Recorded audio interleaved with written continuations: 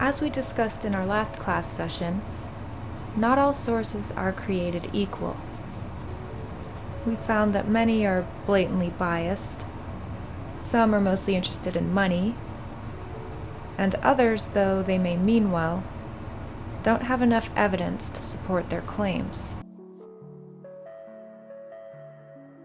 We also found that you can't always judge the quality of a source by outward appearances, such as the layout of a website.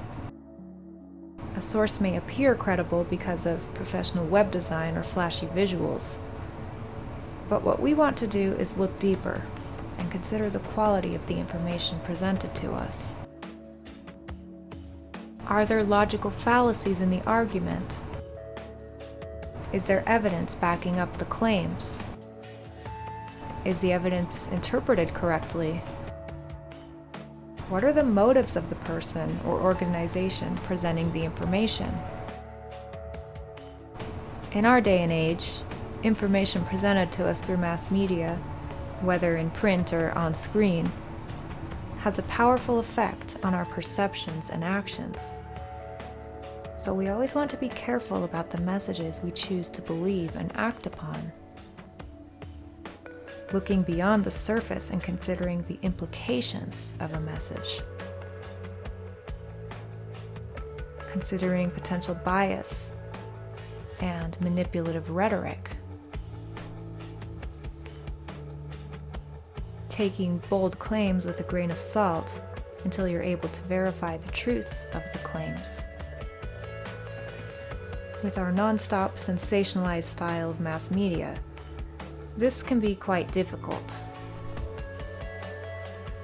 Dramatic statements and images constantly tempt us to jump to knee-jerk conclusions.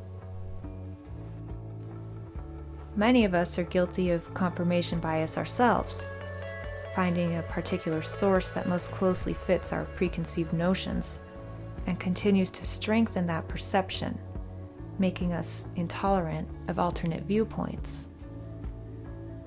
But this is a habit I'm hoping we'll learn to avoid by reserving judgment on certain claims before jumping to conclusions that we stubbornly hold on to without fully understanding the issue first.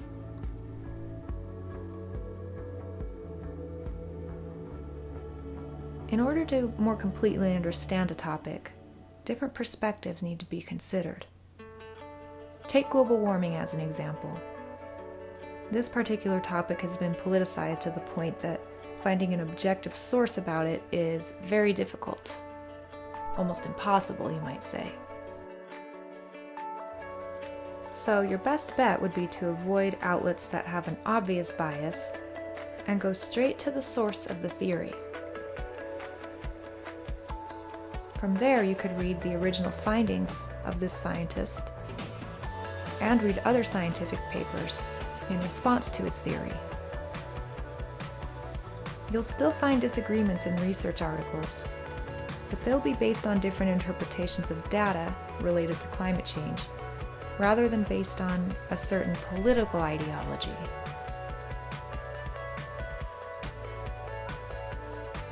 But even then, you must make the final judgment call. After reading and listening to different perspectives on a topic, you'll have to decide, which explanation do you find to be the most logical and convincing? By approaching topics in this way, reserving quick judgments before we hear more than one side of the story, and look at evidence for ourselves, we become independent, critical thinkers who aren't fooled by empty rhetoric, but who have robust reasoning behind our beliefs.